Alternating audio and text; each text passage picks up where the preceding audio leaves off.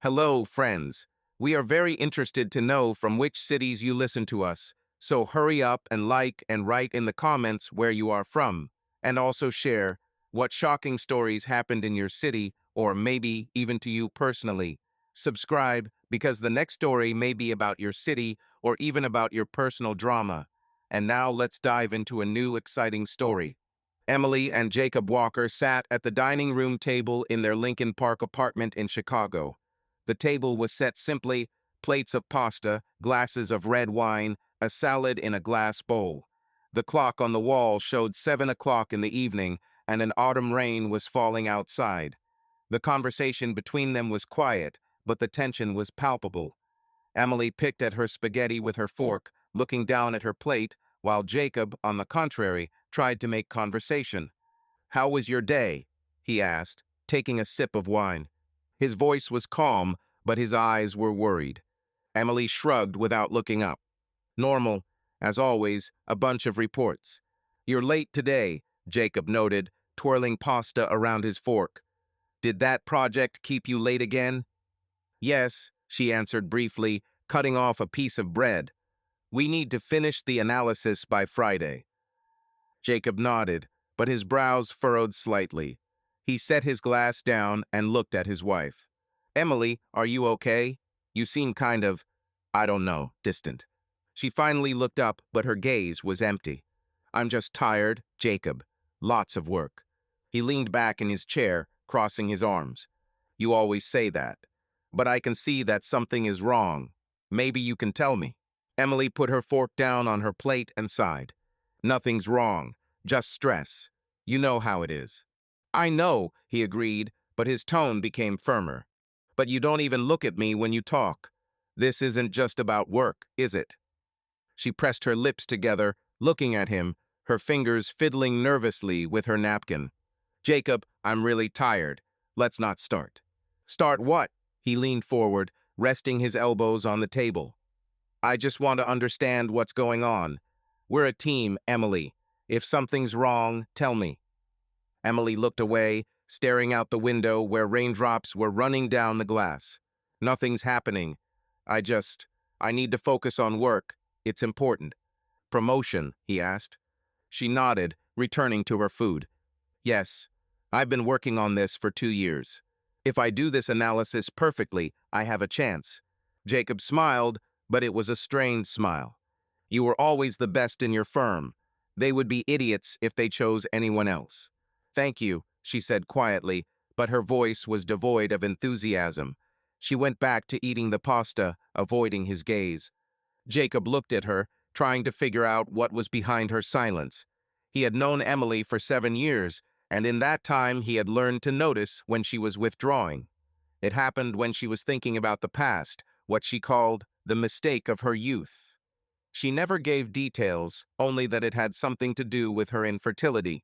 Jacob didn't press, but every time she became like this, he felt like he was losing touch with her. "Maybe you should take a day off," he suggested, trying to change the subject. "We could go out of town, get some fresh air. Remember how we went to the lake last year?" Emily shook her head. "I can't. The deadline is close, and Caitlin says the boss is already looking at who's doing better." "Caitlin?" he asked. "The one who always gossips." "She's not gossiping," Emily countered, brightening slightly. "She just knows what's going on in the office, and she's my friend." Okay, Jacob raised his hands, grinning. "She just seems too curious sometimes." Emily smiled faintly, but it quickly faded. She pushed her plate away, even though there was more than half of the food left. "I'm full. I'll go take a shower." "Already?" He was surprised. "You hardly ate." "I don't want to," she snapped, standing up. "I still have work to do this evening." Jacob watched her walk out of the kitchen, leaving him alone at the table. He rubbed his temples, trying to push away the growing sense of unease. Emily had always been a workaholic, but she had been acting differently in recent weeks. She didn't joke, didn't talk about her coworkers, didn't suggest watching a movie that evening. Even their usual walks through Lincoln Park had stopped. He knew her promotion was important, but that didn't explain her coldness. He stood up to clear the dishes, but paused, looking at her half-finished glass of wine. The question was spinning in his head. What was she hiding? Jacob was not one to pry into other people's secrets, but right now it seemed to him that Emily was leaving him, and he did not know how to stop her. In the bathroom, Emily stood under the hot shower, her eyes closed. The water ran down her shoulders, but the tension didn't go away. She tried to focus on her work, on the numbers, on the report that would convince her boss she deserved a raise. But her mind kept wandering to something else, something she couldn't forget. She knew Jacob had noticed how she was feeling, and it scared her. He was too attentive, too caring. If she told him what was bothering her, he'd want to help, and she wasn't ready for that. Not now. She turned off the water and wrapped a towel around herself. Her face was reflected in the mirror, pale, with dark circles under her eyes. Emily ran her finger across the glass, wiping away the fog. "Pull yourself together," she told herself. She couldn't let her emotions get the better of her. Not when she was so close to her goal. When she returned to the bedroom, she saw that Jacob was already there, sitting on the bed with his laptop. He looked up when she entered. "You're fast," he noted. "Want to order something for dessert? Pizza or ice cream?" "No, thank you," she replied, pulling on her pajamas. "I'd rather work." He closed the laptop and looked at her. "Emily, are you sure everything is okay? I'm serious. If something happened, I want to know." She froze, her back to him, her hand clutching the edge of the dresser. "Jacob, stop," she said, trying to sound calm. "I just want to finish my work and go to bed. Please." He was silent for a few seconds, then nodded. "Okay, but I'm here if you change your mind." Emily didn't answer. She sat down at the desk in the corner of the room, opened her laptop, and stared at the screen. The numbers and charts blurred before her eyes. She heard Jacob climb into bed, the light switch clicking. The room went dark, but Emily didn't move. She knew she couldn't work, but she pretended to, so she wouldn't have to talk to him. Not now. Not when her mind was so far away from this room. Jacob lay staring at the ceiling. He thought about how he and Emily had first met, at a construction trade show where she was representing her company. She was laughing, joking, and full of energy. Now there was almost nothing left of that Emily. He closed his eyes, trying to convince himself that it was just fatigue. But deep down, he knew it wasn't. Emily finally closed her laptop and climbed into bed, careful not to wake her husband. She rolled over onto her side, staring into the darkness. Her mind wasn't on the report or the promotion. It was on something that should have been in the past, but had somehow come back, threatening to destroy everything she'd built. She clenched her fist under the covers, promising herself she could handle this. She always did. The day earlier. The morning at Sterling and Associates in downtown Chicago began with the usual bustle. Emily Walker sat in a 10th-floor conference room, surrounded by glass walls that looked out over skyscrapers and gray skies. On the table in front of her lay a pad of paper, a pen, and a cup of coffee that was starting to get cold. Employees were sitting down, chatting, while the department manager, Margaret Lindsay, checked over slides on a projector. It was the weekly meeting, but there was a sense of anticipation in the air. Everyone knew a new employee would be introduced. Emily flipped through her notes, trying to focus on the numbers. She was preparing an analysis for a major client, and her promotion depended on it. Caitlin Morgan, her friend and colleague, plopped down in the chair next to her, phone in hand. "Did you see the mail?" Caitlin asked, adjusting her glasses. "The new guy is a big shot. He worked at Goldman Sachs, then some big firm in New York." Emily shrugged, not looking up from her notepad. "I haven't read it. What difference does it make who he is, as long as he doesn't get underfoot?" "Oh, come on," Caitlin chuckled. "They say he's a genius. He might even beat you to the promotion." Emily looked up, narrowing her eyes. "Very funny. I've been working hard for this position for 2 years. He just came, so he shouldn't dream."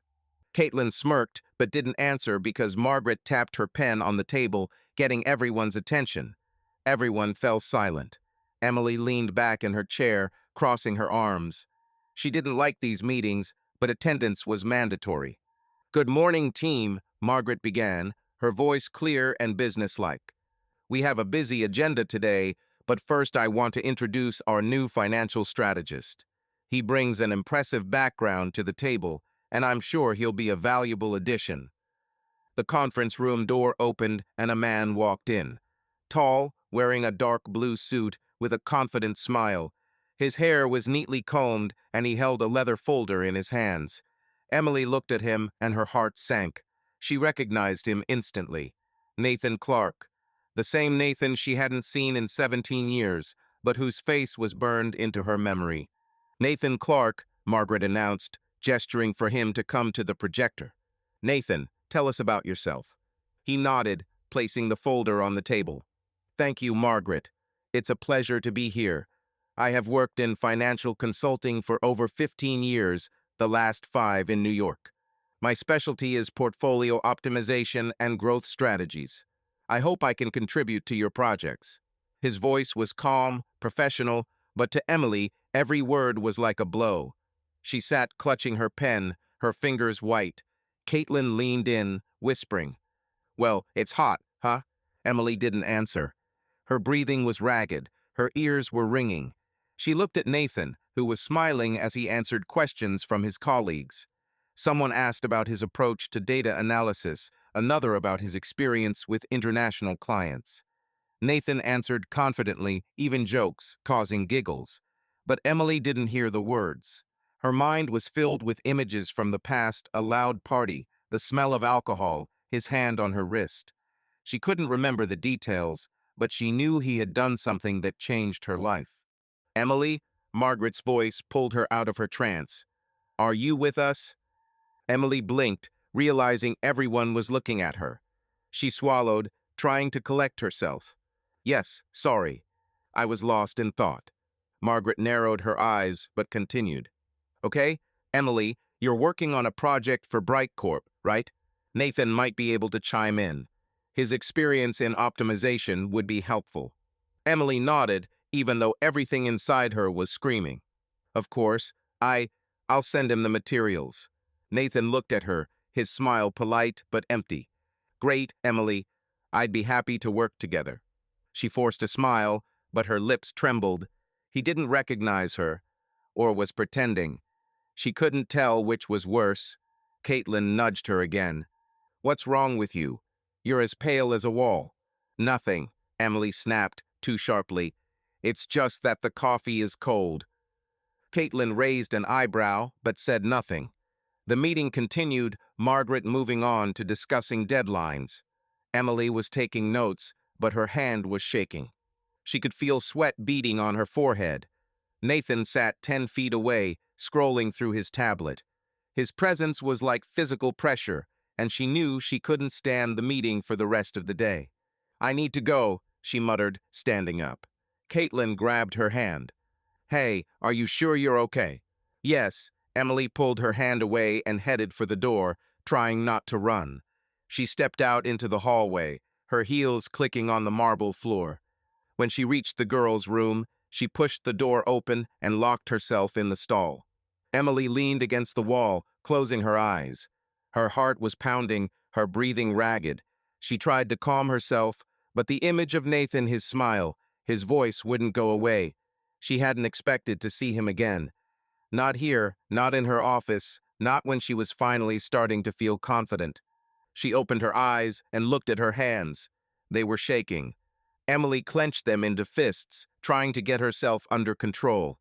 "You can do this," she told herself. She always could. But now, standing in the cramped booth, she wasn't so sure. Emily stepped out of the stall and went to the sink.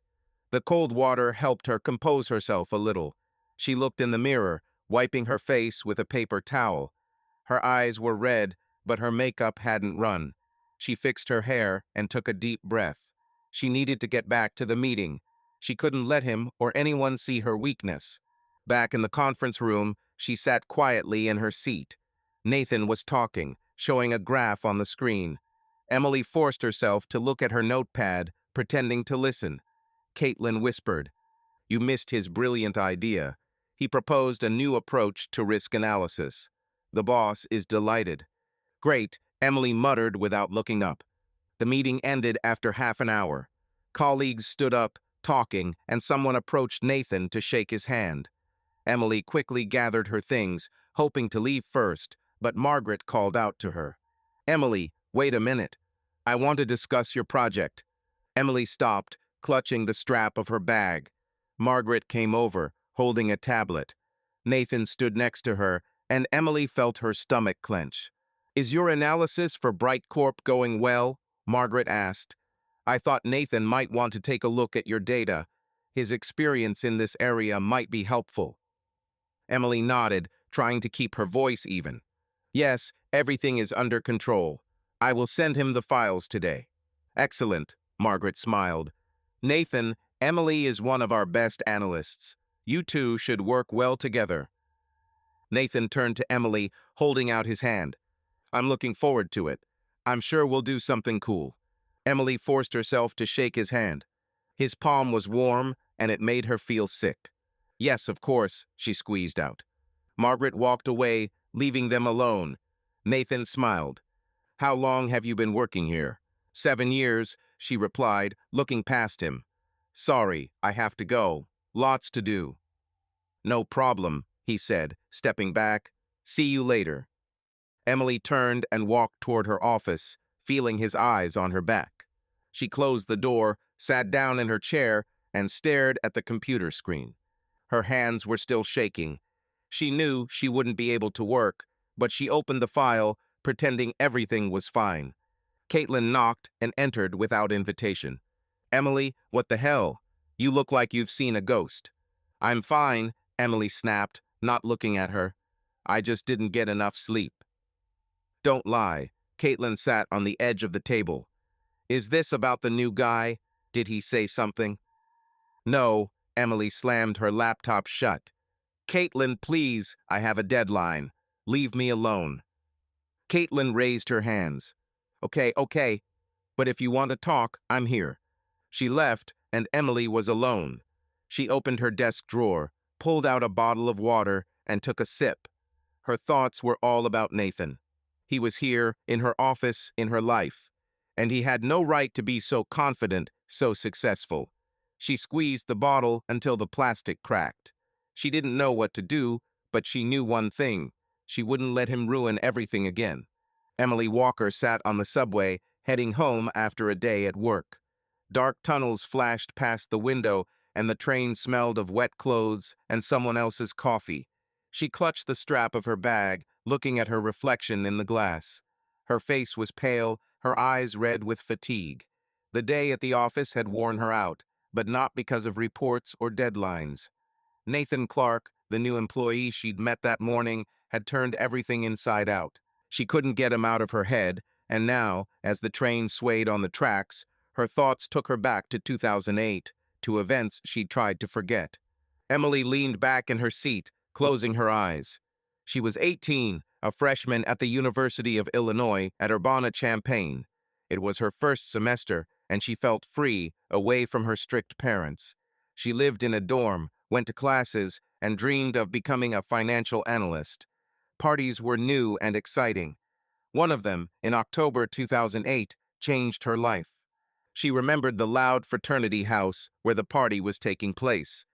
The music was blaring, people were dancing, red plastic cups were everywhere. Emily, in jeans and a blue t-shirt, was standing against the wall, holding a beer that someone had handed her. She was inexperienced, didn't drink much, and felt awkward around the older students. Then Nathan Clark approached her tall, with dark hair and a charming smile. He was a third year, confident, popular. Emily remembered him handing her a drink and saying something funny. She laughed, flattered by his attention. Hey, you're new, huh? He asked then, leaning against the wall next to her. His voice was loud enough to be heard over the music. Emily nodded, nervously fiddling with her cup. Yes, first year. And you? The third one, he answered, smiling. Finance. What are you studying? Same thing, she said, feeling bolder. I want to work in consulting. Really? He raised his eyebrows as if impressed. Then you need to relax. Drink up. It's just a cocktail. No big deal. She took a sip. It was sweet but strong. Nathan kept talking, joking, telling stories about his courses. Emily drank to keep from feeling stupid. Then he offered her another drink, then another. She didn't remember how much she'd drunk until the room started spinning and his hand was on her waist.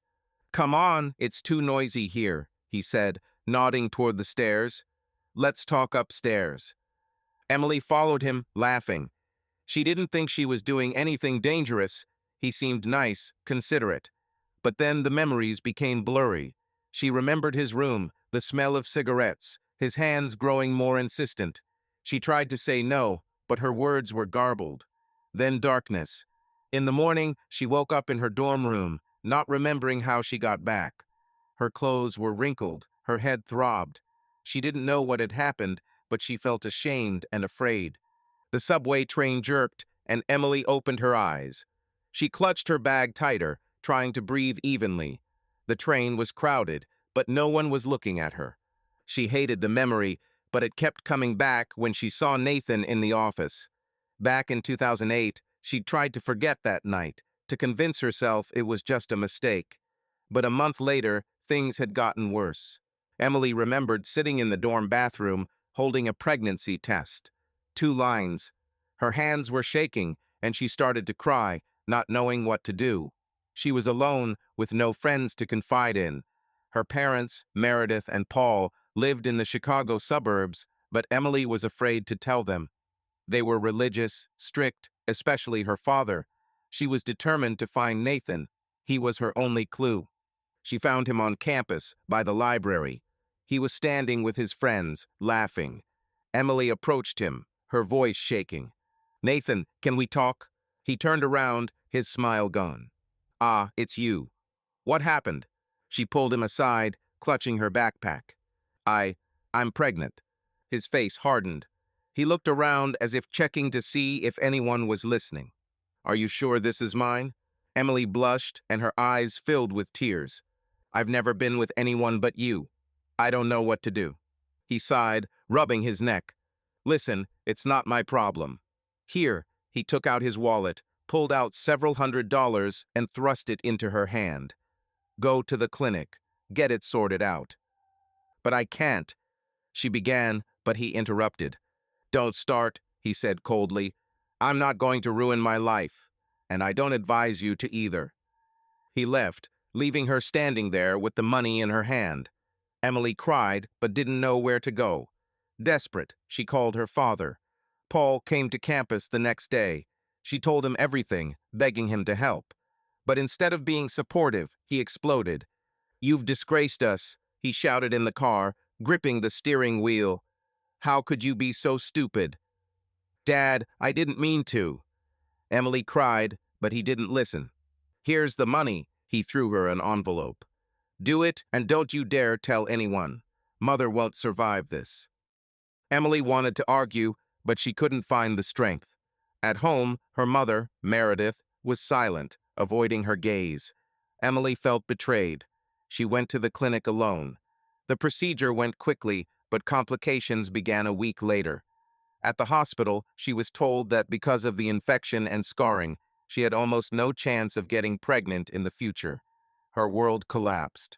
The train stopped at Lincoln Park Station, and Emily stepped out, pulling her hood up. The rain had gotten heavier, and her shoes were soaked.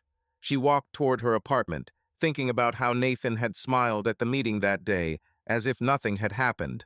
He hadn't recognized her, and that was the worst part. To him, that night had been nothing, but to her, it had been a catastrophe that had defined her life.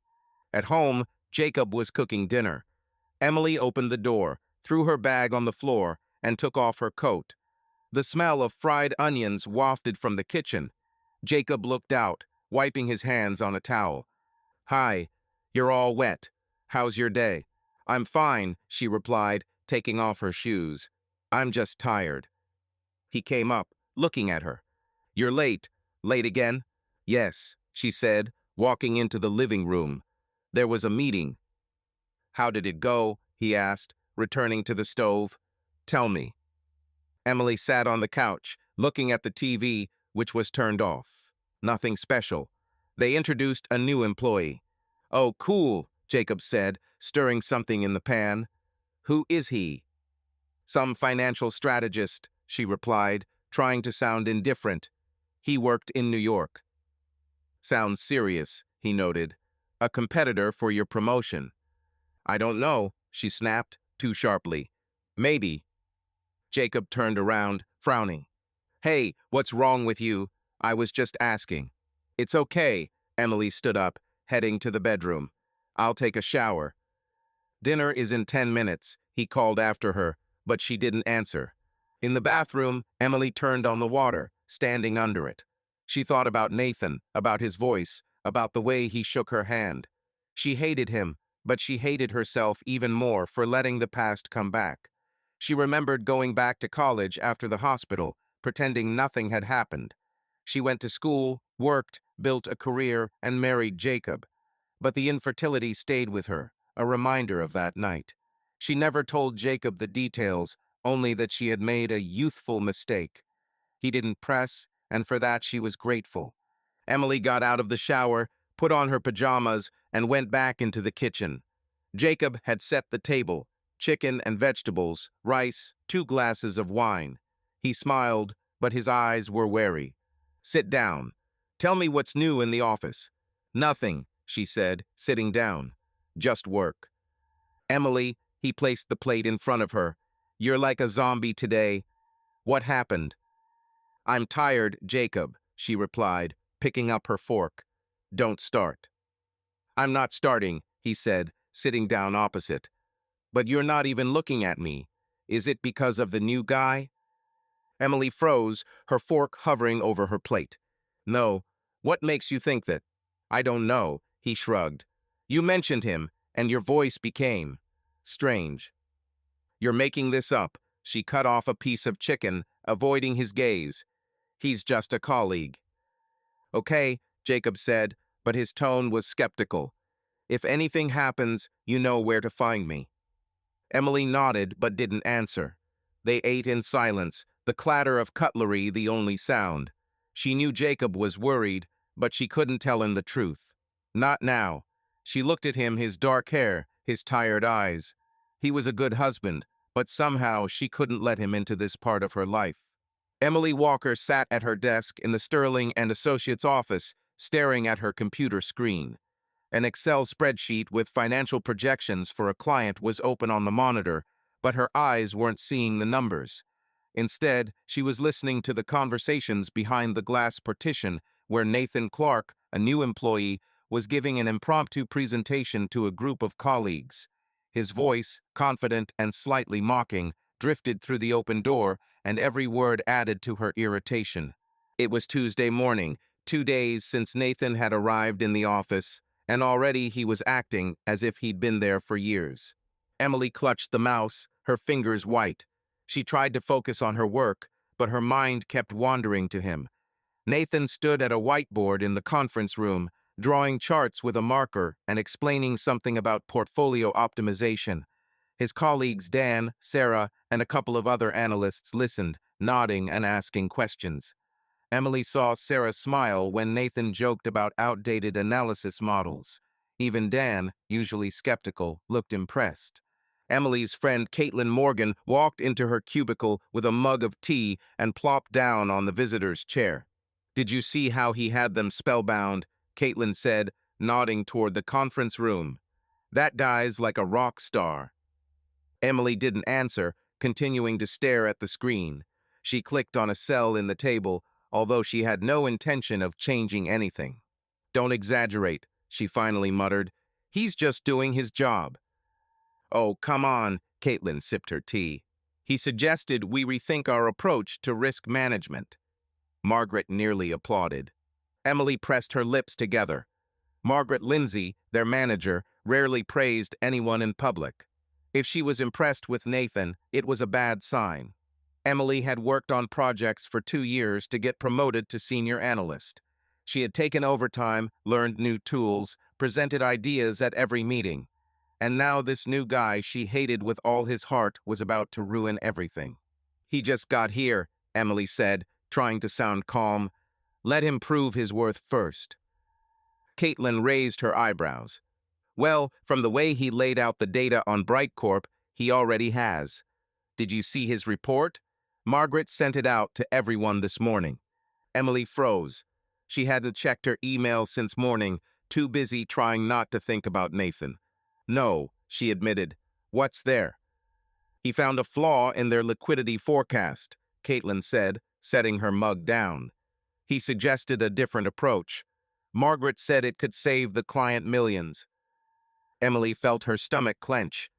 BrightCorp was her project. She'd been working on it for months, and no one had ever found a flaw in her calculations. If Nathan had stepped in and made himself out to be a hero, it would be a blow to her reputation. She opened her email, scrolled through her inbox, and found an email from Margaret. Subject: BrightCorp update. Emily clicked it, skimmed the text. Margaret praised Nathan's fresh perspective and asked the team to implement his recommendations. Emily's name was only mentioned at the end as the person in charge of the project. Shit, she muttered, leaning back in her chair. Caitlin leaned closer. What? You're not mad, are you? It's teamwork. Team? Emily looked at her, her voice sharpening. I worked hard for this project, Caitlin, and he just stole it. Well, he didn't steal it, Caitlin countered. He just did his job. You said it yourself, the main thing is the result. Emily didn't answer. She knew Caitlin was right, but that didn't make her any less angry. Nathan wasn't just doing his job. He was invading her world, her career, her life. And the worst part was, he didn't even know who she was. To him, she was just another coworker, and to her, he was a nightmare from the past. Laughter came from the conference room. Emily looked over. Nathan was erasing a marker from the board, still explaining something. Sarah asked a question, and he answered, pointing to the chart. Emily felt her hands clenched into fists. She hated his confidence, his smile, his ability to win people over so easily. He didn't deserve this. Caitlin touched her shoulder. Hey, are you okay? You seem a little tense. I'm fine, Emily snapped, turning back to her computer. Just a lot of work. Well, don't push yourself, Caitlin said, standing up. I'm in the cafeteria if anything happens. Will you come to lunch with me? Later, Emily answered without looking at her. Caitlin left, and Emily was alone. She opened Nathan's report, attached to Margaret's letter. His analysis was clear, logical, with graphs and explanations. She hated to admit it, but he was good. Too good. If he kept this up, Margaret might pick him for a promotion. Emily clutched the mouse, imagining everything she'd worked for slipping through her fingers.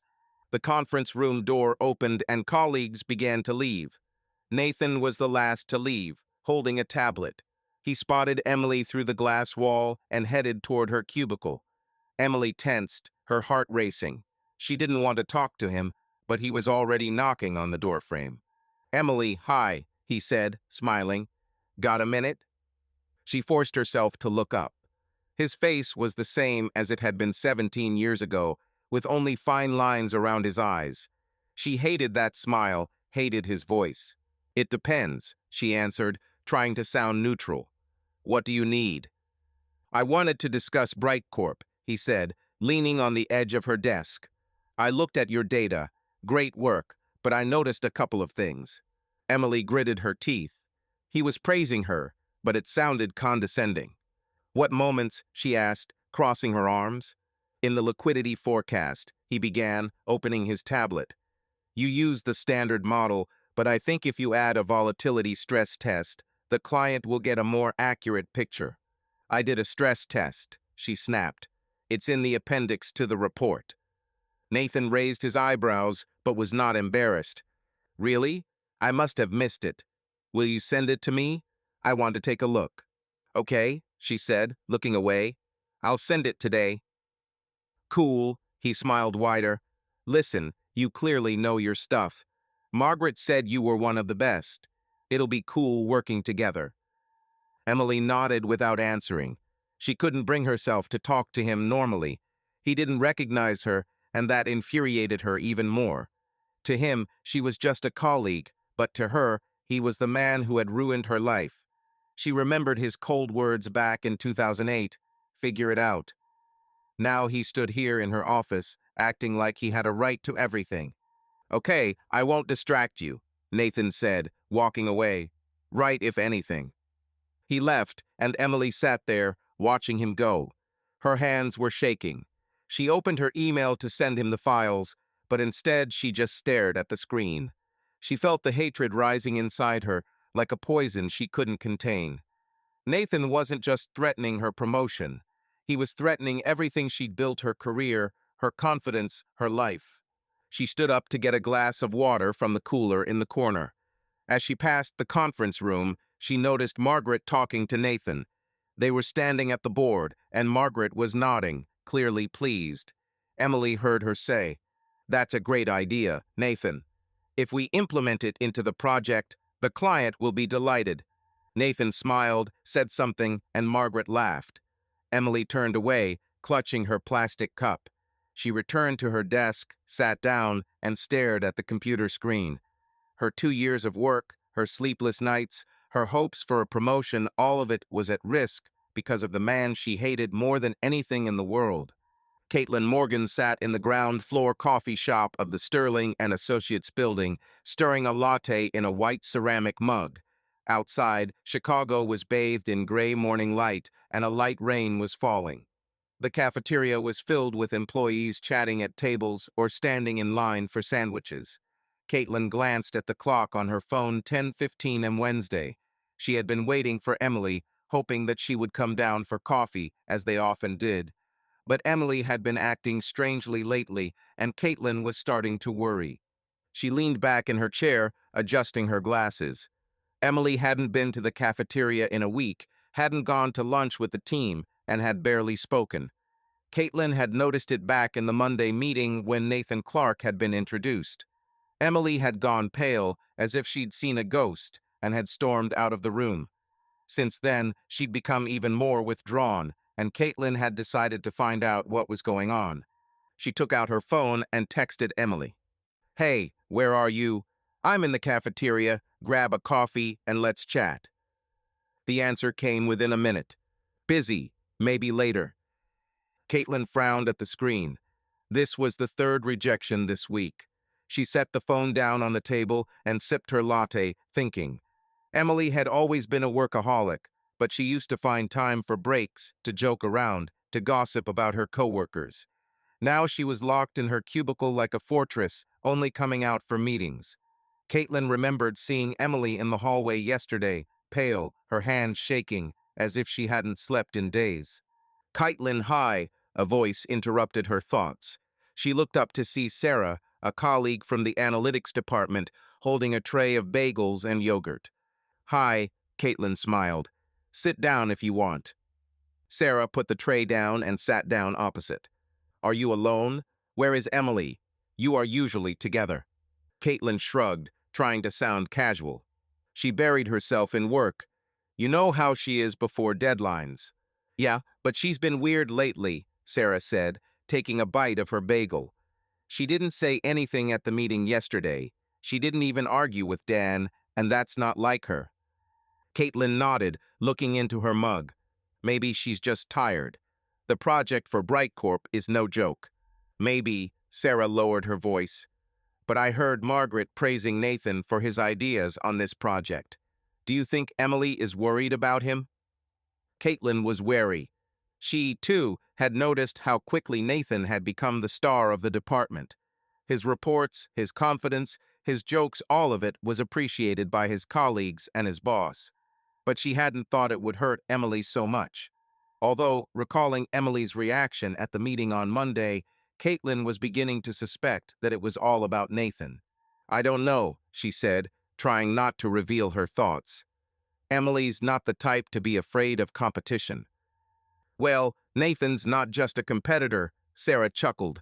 "It's like he was born in a suit. Margaret said yesterday that he might be in line for a promotion." Caitlin's grip tightened around her spoon. If that was true, Emily, who had worked hard for 2 years to get this job, should be furious. But she didn't show it, only became more and more withdrawn. Caitlin decided it was time to confront her friend directly. "Okay, I'll go," she said, standing up. "I need to finish the report." "See you," Sarah replied, returning to her yogurt. Caitlin threw the empty mug in the trash and headed for the elevator.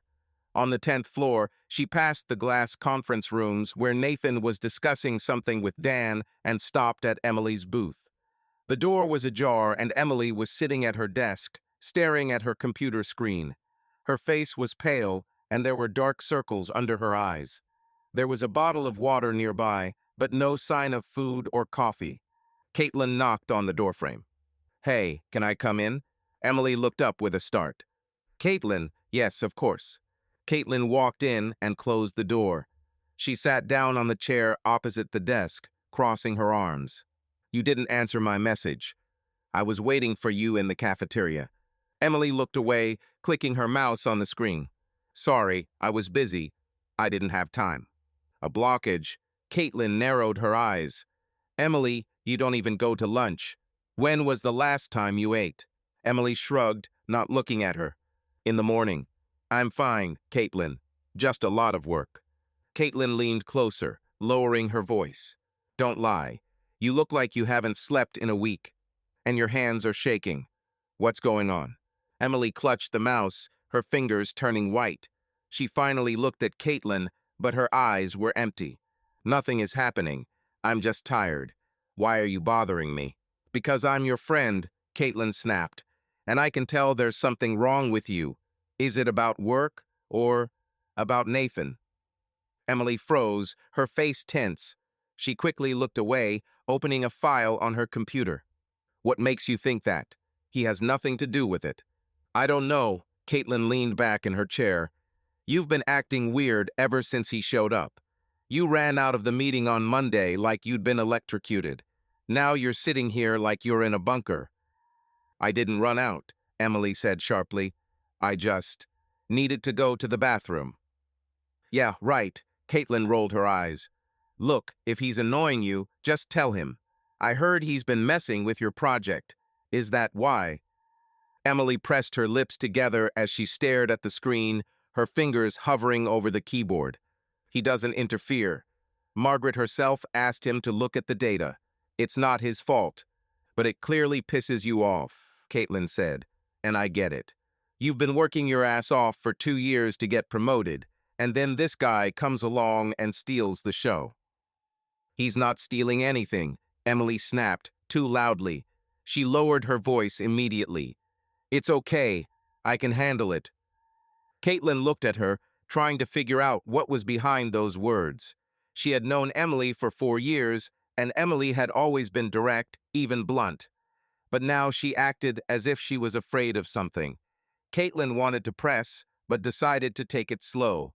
Emily clearly wasn't ready to talk. "Okay," Caitlin said, standing up. "But I'm serious, Emily. If something's wrong, tell me. I won't interfere if you don't want me to, but I'm here." Emily nodded without looking up. "Thank you. I appreciate it." Caitlin headed for the door, but stopped. "Will you go for coffee later? Around 3? I'll treat you." Emily shook her head. "Not today. I have a deadline." "Whatever you say." Caitlin opened the door. "But I won't leave you alone, just so you know." Emily smiled weakly, but as soon as Caitlin left, her face turned serious. She leaned back in her chair, looking at the bottle of water. Her hands were still shaking, and she hid them under the table. Caitlin was right, she hadn't been eating properly, she hadn't been sleeping, she couldn't focus. But she couldn't tell her the truth. She couldn't tell anyone. Nathan wasn't just a new employee. He was the man who had ruined her life, and now he was threatening everything she had built. She opened her email to distract herself, but found an email from Margaret. The subject line was, "Brightcorp Discussion." Margaret was asking Emily and Nathan to prepare a joint presentation for a client. Emily clenched her fists, feeling anger well up inside her. She didn't want to work with him, didn't even want to see him. But to refuse would be to show weakness, and she couldn't afford that. Emily stood up to get a glass of water from the cooler in the hallway. As she passed the conference room, she noticed Nathan laughing with Dan about something. His voice was harsh on her ears. She turned away and kept walking. Jacob Walker sat in the corner of a small cafe in the Loop, downtown Chicago. The table by the window was littered with paper napkins, and his paper cup of coffee had long since gone cold. Outside, people milled about, sheltering themselves from the light rain with umbrellas. The clock on the wall said 6:30 p.m. Thursday. Jacob nervously tugged at the hem of his jacket sleeve as he waited for the man he had arranged to meet. He had never done anything like this before, and the idea of hiring a private investigator seemed outrageous. But the estrangement from Emily, his wife, was becoming unbearable, and he didn't know what else to do. Emily had been acting like a stranger to him for the last few weeks. She barely spoke, avoided his questions, and didn't eat dinner with him. Even their usual evenings watching movies or walking through Lincoln Park had stopped. Jacob tried to talk to her, but he kept running into a wall. "I'm tired. It's work. It's okay." He didn't believe her, but he couldn't figure out what was behind her silence. Yesterday, after another cold dinner, he decided it was time to act. A friend from work had recommended Robert Hayes, a private investigator with a good reputation. Jacob wrote to him and now waited, unsure if he was doing the right thing. The door of the cafe rang, and a man of about 50 entered, wearing a gray trench coat and carrying a leather bag over his shoulder. His hair was touched with gray and his face was tired but attentive. He looked around the room, noticed Jacob, and headed for the table. "Mr. Walker?" he asked, holding out his hand. His voice was low, with a slight rasp. Jacob stood up and shook hands. "Yes, it's me. Robert Hayes." "That's it." The man nodded, sitting down opposite. "Thank you for choosing this place. It's quiet here. We can talk." Jacob nodded, returning to his seat. He felt awkward, like he was doing something illegal. I, I'm not quite sure how this works," he admitted, looking at his coffee. "I've never dealt with detectives before." Robert smiled, but his eyes remained serious. He opened his bag and took out a notebook and a pen. "No problem. Most of my clients feel the same way. Tell me what's bothering you, and I'll explain how I can help." Jacob took a deep breath, collecting his thoughts. "It's about my wife, Emily. She's changed. For the last few weeks, maybe a month, she's been acting weird. Not talking to me, avoiding me, coming home late. I don't know what's going on, but it's not like her." Robert nodded, making a note on his notepad. "Got it. Can you describe what exactly worries you? Specific examples." Jacob rubbed his temples, looking at the table. "Well, for example, she stopped having dinner with me. We used to always eat together, discuss the day. Now she either says she's not hungry or she takes her laptop and works until night. And she doesn't look at me when she talks, like she's afraid I'll see something." Robert wrote something else down. "Did she mention any problems? At work, maybe, or with friends?" Jacob shook his head. "She says it's stress from work. She's a financial analyst. She wants a promotion. But I've known her for 7 years, and she's never behaved like this, even before deadlines. This is something else." Robert put his pen down, looking at Jacob. "Do you suspect something specific? For example, an affair?" Jacob froze, his fingers tightening on the edge of the table. He didn't want to think about it, but the word novel had been swirling around in his head for ages. I don't know," he said quietly. "I don't want to believe she's capable of it, but she's closed herself off so much that I can't rule anything out. Maybe it's not an affair, but something else. I just want to know the truth." Robert nodded, his face neutral. "I understand. Often such changes are related to work, stress, or personal problems that a person hides. But sometimes it's something more. My job is to find out what exactly without making too much noise." Jacob looked at him, trying to figure out what he was thinking. "And how do you do it? Do you follow her? Check her phone?" Robert smiled slightly. "Nothing like you've seen in the movies. I start with observation where she goes, who she talks to. I can check her schedule, routes, and public data. If necessary, I can use audio devices, but only with your consent and within the law. In Illinois, recording conversations without permission is illegal, so I work carefully. Jacob frowned. So you won't? Well, hack her phone or anything. No, Robert said firmly. It's illegal, and that's not how I work. My goal is to gather information that will give you answers, but without violating your rights. Observation and analysis are usually enough. Jacob nodded, although he felt even more unsure. And how long will it take to understand what's going on? Depends on the situation, Robert replied, leafing through his notebook. Sometimes a week, sometimes more. I'll start with basic surveillance, her movements, contacts. I'll give the first report in a week. If we need to dig deeper, we'll discuss it. Jacob looked at his hands, clasping them. He thought about Emily, how she had looked yesterday, sitting at her laptop in their bedroom, not answering his questions. He remembered how she had turned away when he had tried to hug her.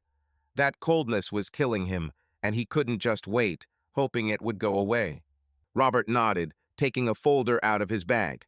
Okay, here's the contract. It describes my services, the time frame, the cost. Basic observation is $1,000 a week plus expenses. If additional methods are needed, like audio, we'll discuss it separately. Read it, sign it, and I'll start tomorrow. Jacob picked up the folder and opened it. The text was dry and businesslike. Gather information on subjects' movements and contacts. Confidentiality guaranteed. Payment upon completion of report. He skimmed the terms, but his mind was elsewhere. He imagined Emily walking home, unaware that she was being followed.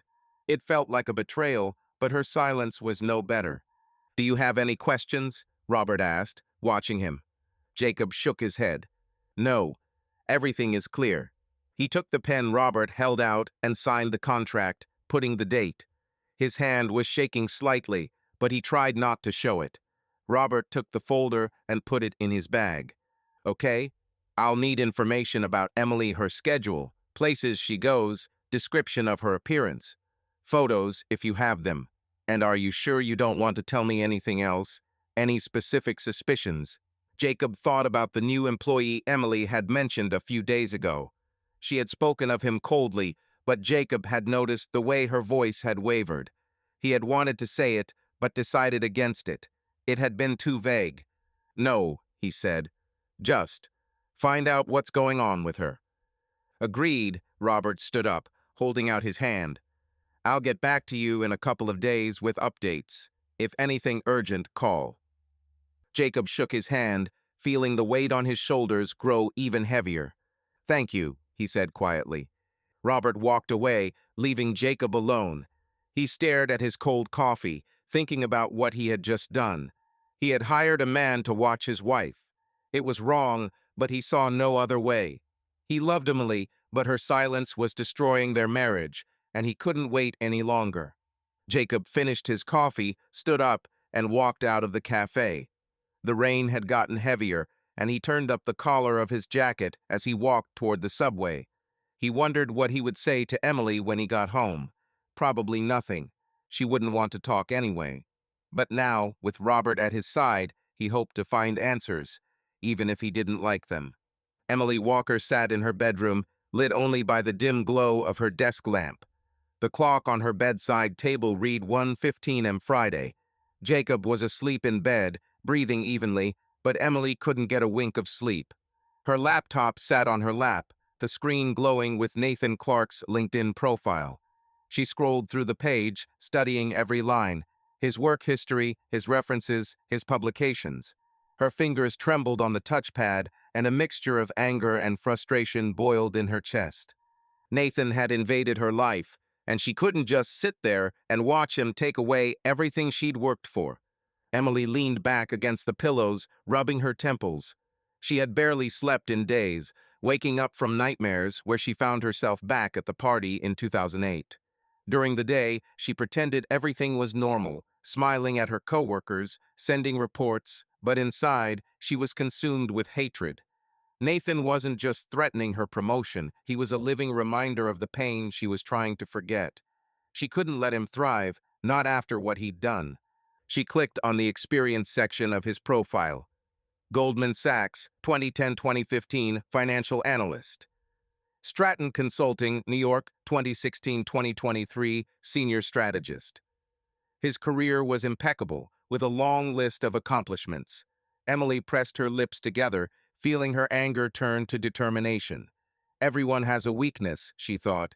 You just have to find it. Emily, Jacob's voice, hoarse with sleep, interrupted her thoughts. He propped himself up on his elbow, squinting in the darkness. Are you awake again? What are you doing? Emily quickly slammed the laptop shut, her heart pounding. Nothing, she replied, trying to speak calmly. Just checking my email. Go to sleep. He frowned as he looked at her. It's already 1 o'clock in the morning.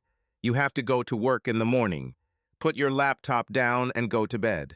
I'll be there soon, she said, looking away. Just a couple more minutes.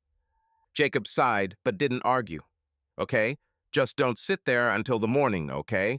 You need to rest. Okay, she muttered, waiting until he turned away and closed his eyes. Emily waited until his breathing became regular again and then opened her laptop.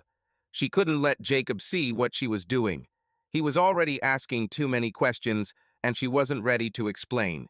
She went back to Nathan's profile, scrolling through his posts. He wrote articles about financial strategies, shared case studies from past projects. It all looked perfect, but Emily knew no one was perfect.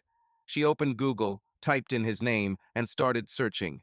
Old articles, social media mentions, anything that might give her a clue. The search turned up little useful information.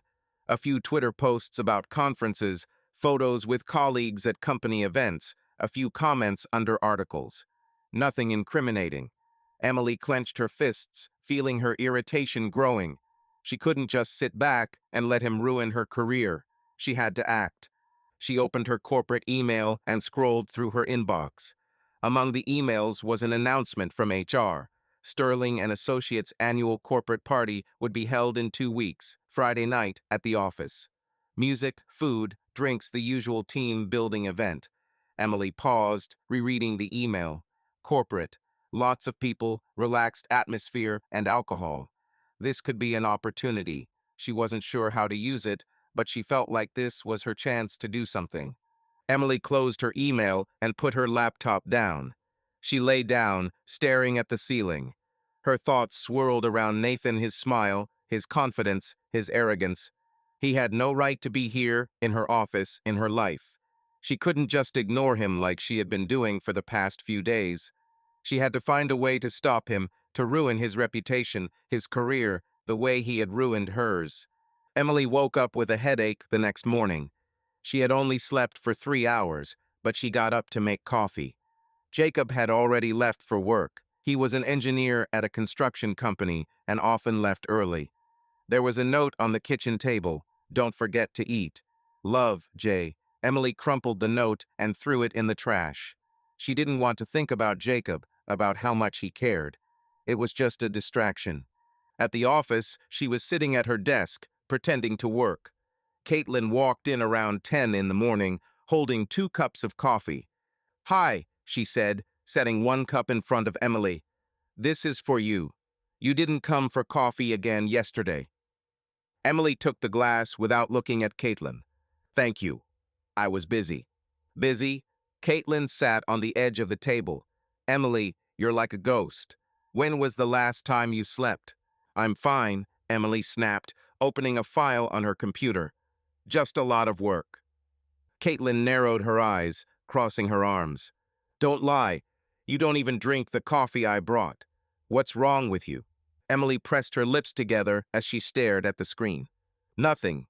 Just deadlines. You know how it is." "I know," Caitlin said, lowering her voice. "But you're not like that when it's just a deadline. This is about Nathan, right? I saw the way you looked at him." Emily froze, her fingers hovering over the keyboard.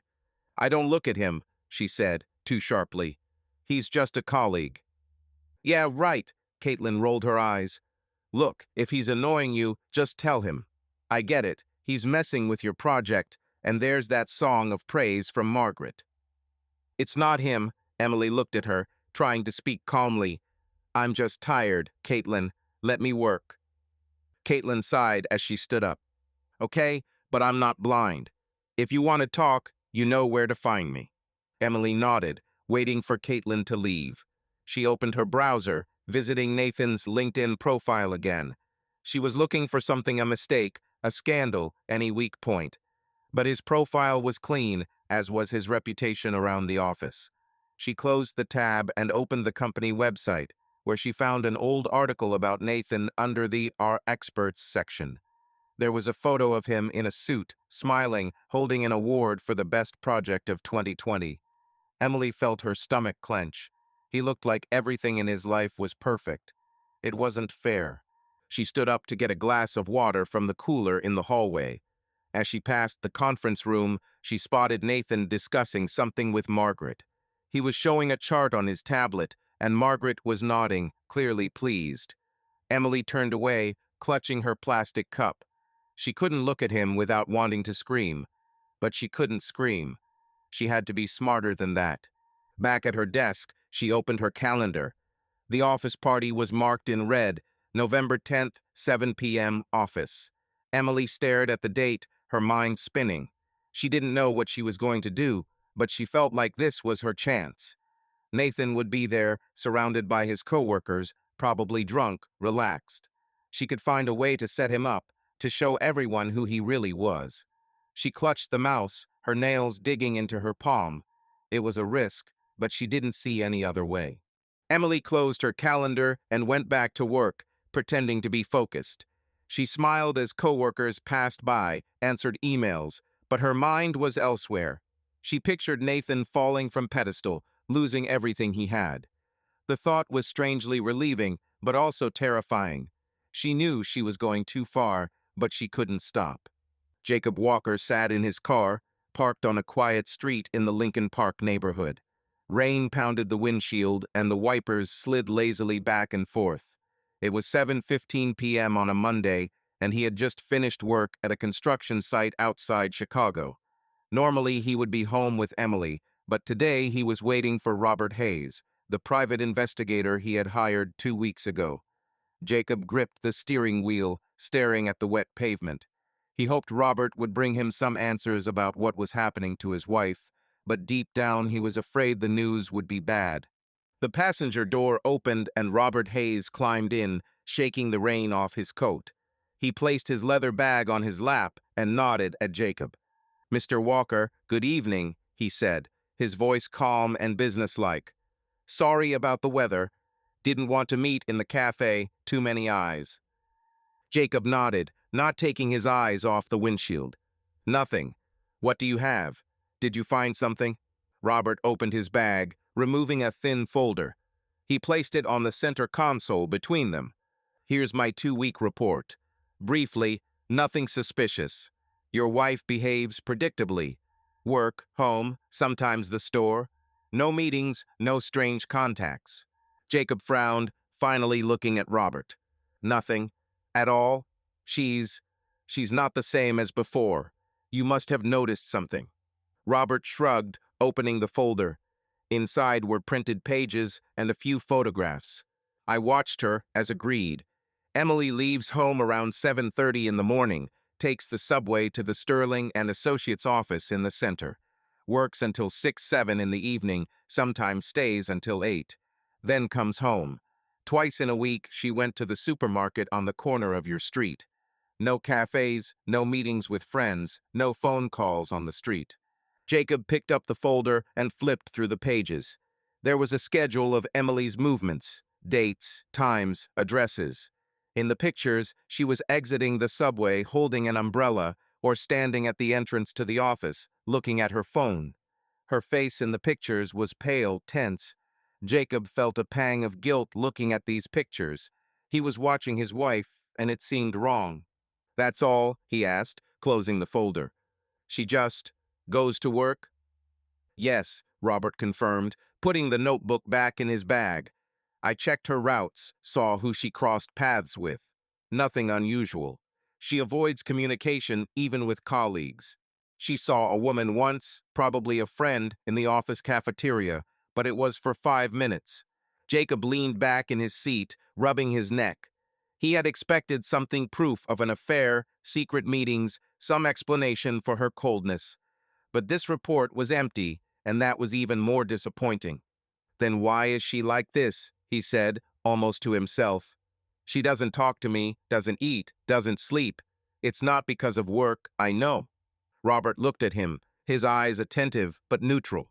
Sometimes people close themselves off because of personal problems that are not visible from the outside. Stress, depression, something from the past. My job is to observe external facts, but I can't read minds. Jacob pressed his lips together, looking at the folder in his hands. So what now? Are you just going to keep watching? It doesn't do any good. Robert nodded as if he had expected the question. You can continue to observe, but honestly, I'm not sure it will bring more information. She's not doing anything unusual. If you want to dig deeper, there is another option. Jacob looked up. Which? Robert lowered his voice, even though they were the only ones in the car. An audio device. A small bug that could be placed, for example, in her bag. This would give us access to her conversations in the office, with colleagues, maybe on the phone. If she's hiding something, it will most likely show up in conversations. Jacob froze, his fingers tightening around the folder. A bug. You mean eavesdropping on her? Yes, Robert said, not looking away. It's legal in Illinois if you, as a spouse, consent and the device is used in a public place, like an office. But I must warn you, it's invasive. If she finds out, it could complicate your relationship. Jacob felt his stomach clench. Eavesdropping on Emily was more than just spying. It was an invasion of her privacy, a betrayal. He remembered her sitting at dinner last night, picking at her food and avoiding his gaze. He asked her what was wrong, but she waved him off. I'm tired. Her silence was killing him, and he couldn't live in ignorance any longer. Is it safe? He asked quietly. She won't know.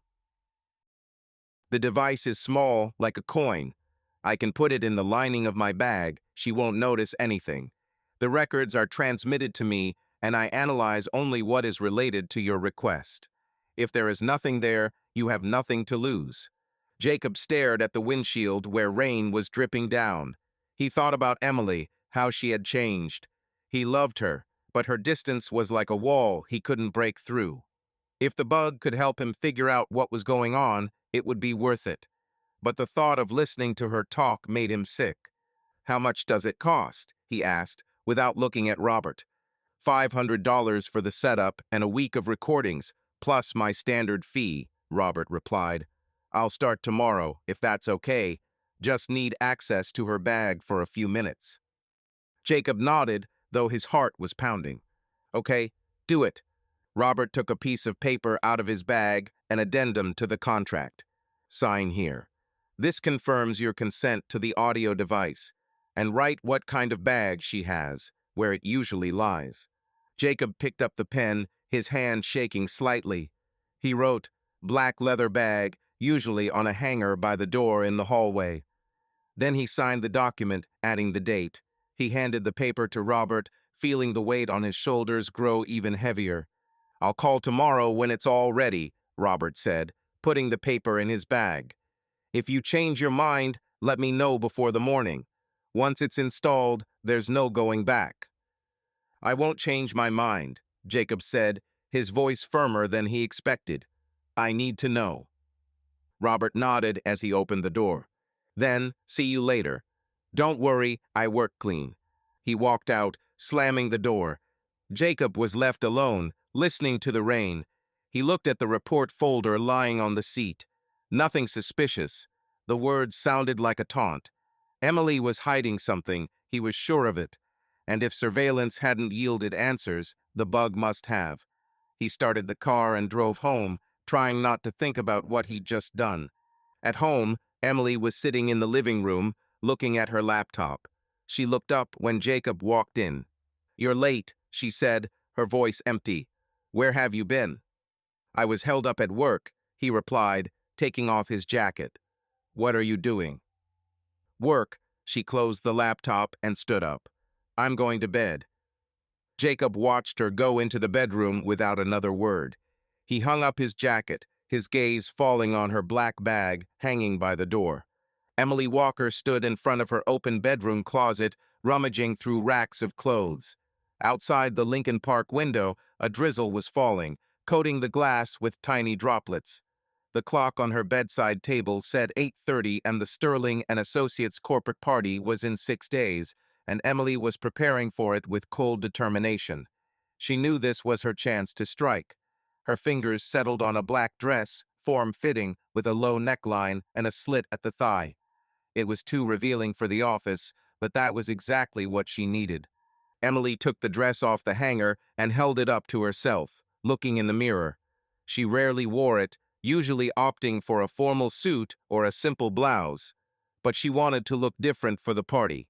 The dress was meant to attract attention, especially from Nathan. She imagined him looking at her, his confidence cracking. Emily clutched the fabric, her lips pressed into a thin line. She wasn't sure how she'd use the party, but she felt like this was her only chance. Jacob walked into the bedroom holding a mug of coffee. He stopped when he saw the dress in her hands. "Is this for a corporate party?" he asked, raising an eyebrow. "I didn't think you liked outfits like this." Emily turned to him, trying to smile. "I want to try something new. It's a party, you can relax." He nodded, but his eyes were wary. "It looks bold. Are you sure? Your colleagues will be there." "So," she replied, hanging the dress back up. "This isn't a meeting, Jacob. Everyone will be in dresses and suits." He shrugged, sipping his coffee. "Okay, whatever you say. You're just not usually so bright." Emily turned away so he wouldn't see her irritation. "I can be different," she said, closing the closet. "I'll go take a shower." Jacob watched her go into the bathroom. He wanted to ask her what was wrong, but decided against it. She had been on edge for the last few weeks, and he was afraid any question would start a fight. He set his mug down and walked out of the bedroom, leaving Emily alone with her plans. In the bathroom, Emily turned on the water, standing under the hot shower. She closed her eyes, imagining the office party. Music, a crowd of coworkers, glasses of wine. Nathan, smiling, confident as always. She mentally rehearsed how she would approach him, how she would talk, how she would smile. She knew he was a sucker for attention. She'd seen it in the way he'd flirted with Sarah in the office. Emily clenched her fists, feeling the water trickle down her shoulders. She would be friendly, open, so he wouldn't suspect anything. And then, she would find a way. Emily stepped out of the shower and put on jeans and a sweater, but in front of the bathroom mirror, her mind went back to the dress. She adjusted her hair, imagining how it would lie on the evening of her hairdo. She quietly said, "Hey, Nathan, great party, huh?" Her voice was soft, almost playful. She smiled at her reflection, practicing her gaze warm but not too intrusive. "Want a drink? I'll buy it." She repeated the phrase several times, changing the intonation. It had to be natural. Nathan couldn't suspect anything. Emily knew he would take her flirting as a compliment to his ego. She saw how much he enjoyed the attention of his colleagues, and she was going to use it against him. Emily arrived at the office earlier than usual on Monday. She was sitting at her desk, checking her email, when she noticed Nathan walking into the conference room with a tablet. He was wearing a gray suit, his hair neatly done. Emily took a deep breath, reminding herself of her plan. She couldn't avoid him any longer. That would look suspicious. Instead, she decided to start talking to him, pretending to be friendly. She stood up, picked up the folder with the bright corp data, and headed into the conference room. Nathan was standing at the board, drawing a diagram with a marker. He turned when he saw her. "Emily, hi," he said, smiling. "You're early today." "Yes, I wanted to look at the report," she replied, forcing a smile. "Have you seen the new liquidity data yet?" "I just glanced at it," he said, placing the marker on the table. "Is there anything interesting in it?" Emily opened the folder, revealing a spreadsheet. "I added a stress test, as you suggested. I think the client will appreciate it." Nathan picked up the folder and ran his eyes over the numbers. His eyebrows rose slightly. "Not bad. You implemented it quickly. Margaret will be pleased." "I hope so," Emily said, looking at him. She tilted her head slightly, adding a hint of playfulness to her voice. You know how to impress her. He laughed as he handed the folder back. I try, but you're not far behind either. This project is your brainchild. Emily smiled wider, even though inside she was shaking with hatred. Teamwork, she said with a shrug. It would have been harder without your ideas. Nathan nodded, clearly pleased with the compliment. Glad to hear it. Hey, are you going to the corporate party? I heard it's going to be fun. Of course, she answered, looking into his eyes. I won't miss it. And you? Of course, he said, grinning. We need to celebrate our first month on the new team. Emily nodded, feeling her plan begin to take shape. Then I'll see you there, she said, turning toward the door. I'll go finish my report. See you later, he shouted after her. Emily returned to her desk, her heart pounding.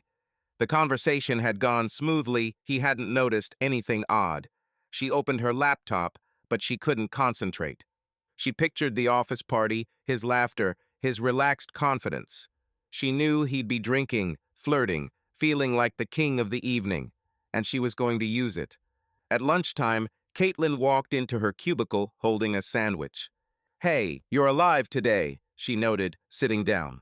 You were even smiling in the conference room. What, did Nathan bribe you? Emily shook her head as she opened a bottle of water. We just discussed the project. It's not that bad. Caitlin narrowed her eyes. Seriously, a week ago you couldn't stand him. What changed? Nothing, Emily said, trying to sound casual. I just realized it was better to be friends with him than to fight. Caitlin took a bite of her sandwich.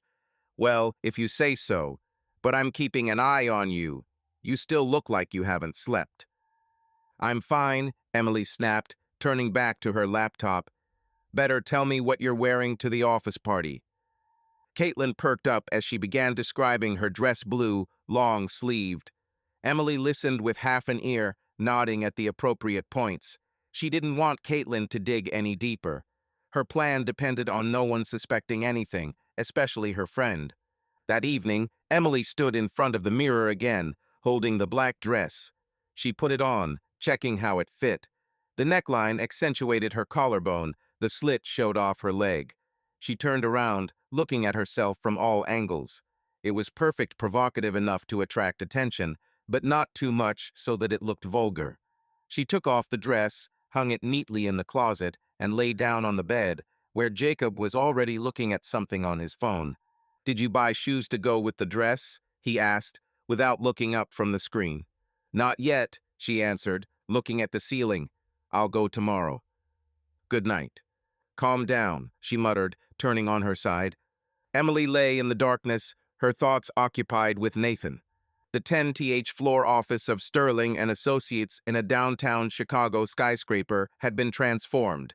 The glass conference rooms were festooned with garlands, the break room tables were stocked with snacks and bottles of champagne, and soft pop music was playing over the speakers. Employees, usually shackled by the routine of the office, were laughing around their glasses and discussing everything from projects to weekend plans. It was 8 p.m. on a Friday, and the office party was in full swing. Emily Walker stood at the bar in the corner, wearing a low-cut black dress with a slit up the thigh. She held a glass of white wine, but barely took a sip before her gaze was fixed on Nathan Clark, who was chatting animatedly with a group of colleagues nearby. Emily took a deep breath, smoothing her hair. She had been preparing for this evening for almost 2 weeks, and now it had to work. Her plan was simple on the surface. Be friendly, charming, lure Nathan into a situation where he would be vulnerable. She didn't think about the details of what she would do next. It would come. The main thing was to keep his attention. She smiled when she saw him laugh at someone else's joke and walked toward him, holding a bottle of wine she had picked up from the counter. Nathan, hi, she said, her voice light, almost playful. I didn't expect you to fit in so well with our team. Nathan turned around, his eyes sliding over her dress before landing on her face. He smiled, holding up a glass of champagne. Emily, you look gorgeous, he said, raising his glass. And yes, I'm trying not to be the boring newbie. She laughed, tilting her head slightly. Well, you're doing well. Would you like some more wine? She raised the bottle, nodding at his nearly empty glass. I won't refuse, he replied, holding out his glass. You're in the mood today, aren't you? Emily poured him some wine, trying to keep her hand from shaking. Just excited for the party. Gotta relax sometimes, right? Absolutely, he said, taking a sip. Especially after all that running around with Brightcorp. You did a great job with that stress test, by the way. The client was thrilled. Emily smiled, although his praise only irritated her. Teamwork, she said, lightly touching his arm. It wouldn't be the same without your ideas. He grinned, clearly pleased. Well, I try to be useful, and you seem to know how to have fun. Emily laughed, leaning a little closer. Only at corporate events. Usually I'm a boring analyst, you know that. I don't believe it, he said, winking. With a dress like that, you're definitely not boring. She forced herself to smile wider, even though she was seething inside. His flirting was predictable, and that worked to her advantage. She knew he would take her attention as a compliment, and she was going to use that to her advantage. Emily glanced around the room, checking to see if anyone was watching. Most of her coworkers were busy talking or dancing, and no one was paying attention. Except for Caitlin. Caitlin Morgan stood at the appetizer table, holding a plate of canapés. Her blue long-sleeved dress was elegant, but her expression was tense. She watched Emily and Nathan, her brows furrowed slightly. Caitlin noticed Emily laughing, touching Nathan's arm, refilling his glass. It was unlike her friend, who a week ago could barely talk about Nathan without getting angry. Caitlin sensed something was wrong, but she couldn't put her finger on it. She came closer, holding the plate, and called out to Emily. Hey, Emily, are you hungry? She asked, nodding at the canapés. The shrimp here are great. Emily turned around, her smile unwavering. Oh, Caitlin, hi. Maybe later. We're talking about. She looked at Nathan work, right? Nathan laughed, raising his glass. Well, almost. Emily tries to get me drunk, but I hold on. Emily giggled, touching his hand again. Don't exaggerate. It's just wine, not tequila. Caitlin looked at her, trying to catch her eye. Okay, but don't disappear. I wanted to discuss that report on Brightcorp. Sure, Emily said, her voice too sweet. I'll find you in a few minutes. Caitlin nodded, but didn't leave right away. She looked at Nathan, then back at Emily. Are you okay? She asked quietly, almost in a whisper. Emily squeezed her glass, her smile tightening a little. It's all good, Caitlin. Go have fun. Caitlin started to say something else, but decided against it. She walked over to the table where Sarah and Dan were arguing about a project, but kept glancing at Emily. Her gut instinct told her that her friend was playing a game, and it scared her. But she decided not to intervene for now. Emily turned to Nathan, her smile returning. Sorry, Caitlin can be a mother hen sometimes, she said, pouring him more wine. So what were we talking about? That you're not boring, he said, his voice becoming slightly more playful. And I think about the party. Do you party here often? Only when there's a reason, she replied, looking him in the eye. And you?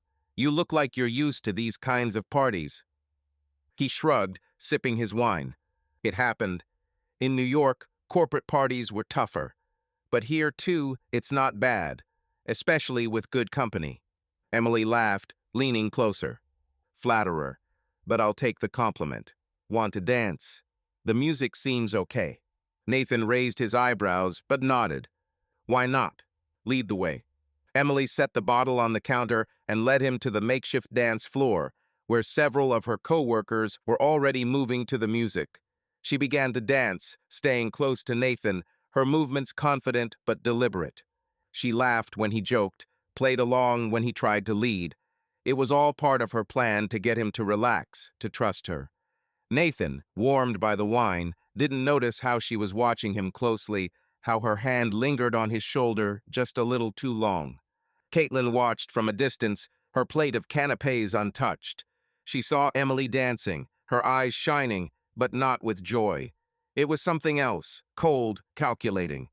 Caitlin wanted to go over, but stopped herself. Emily was an adult, she thought. If she wanted to flirt with Nathan, that was her business. But the anxiety was there. She pulled out her phone to distract herself, but her eyes kept returning to Emily. Emily, feeling Caitlin's gaze, turned so that Nathan blocked her from her friend. She leaned toward him, whispering, "Let's go get some more wine. There are too many people there." He nodded, following her to the bar. Emily poured him another drink, got herself another glass, but didn't drink. She watched him drink, his movements becoming slightly less precise.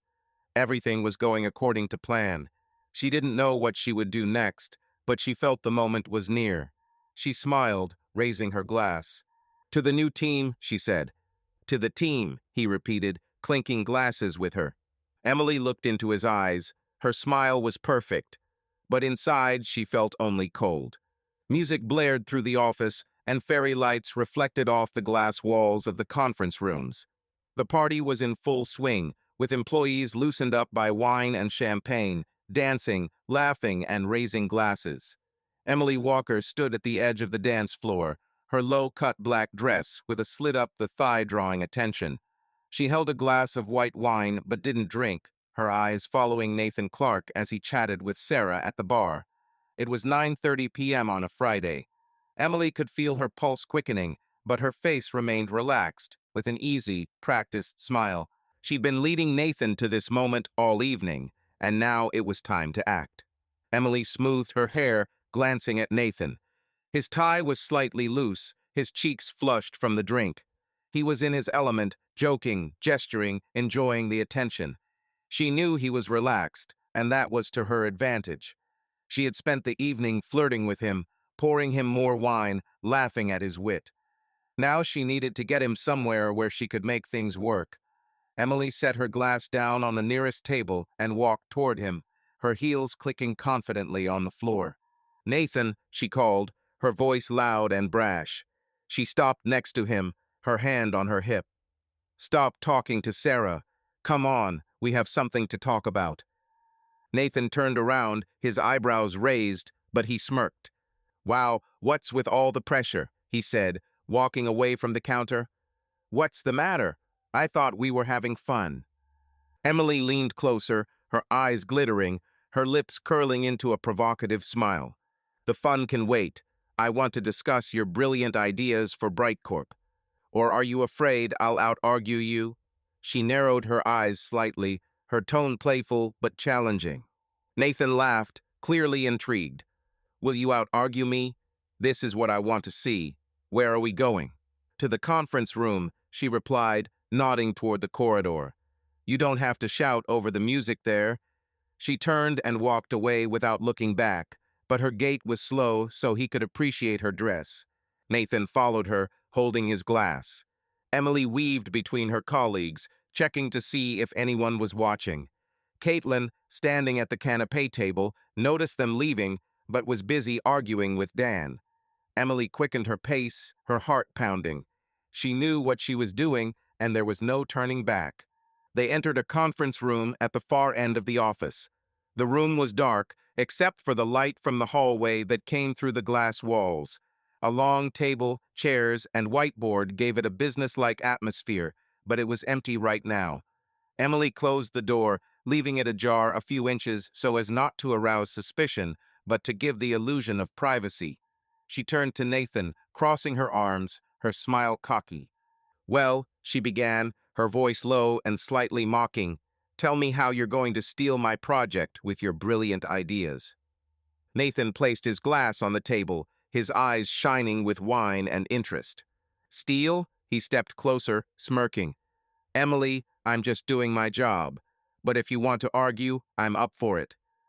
She leaned toward him, her hand resting on his shoulder, her fingers clutching the fabric of his jacket. "Argue," she said, her voice quieter, almost a whisper. "Maybe I'm just wondering what else you can do." She looked him in the eye, her lips inches from his. Nathan froze for a second, then his hand fell on her waist. "You're playing with fire," he said, his voice hoarse. "Are you sure you want to continue?" Emily smiled, her fingers sliding down to his tie, tugging slightly. "And you?" she replied, her tone challenging. "Or are you only brave in words?"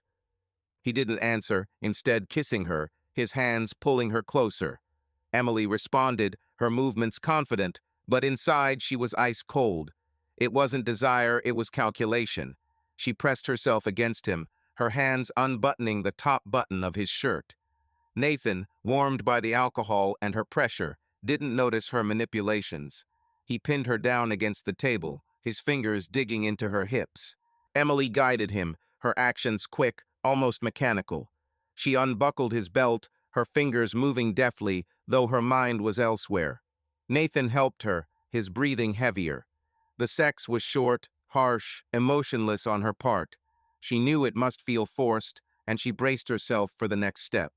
When it was over, Nathan pulled away, adjusting his shirt. Emily immediately changed her demeanor.